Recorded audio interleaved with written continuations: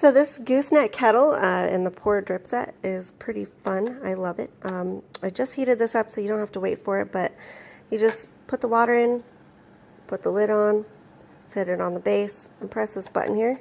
And when it's done, like it is now, it'll just pop up. So then you put your tea or whatever you're going to be making in here, which you can take out, which is very nice.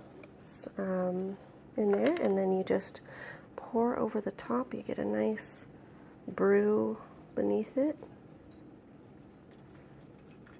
And you can see it's slowly filling up down here.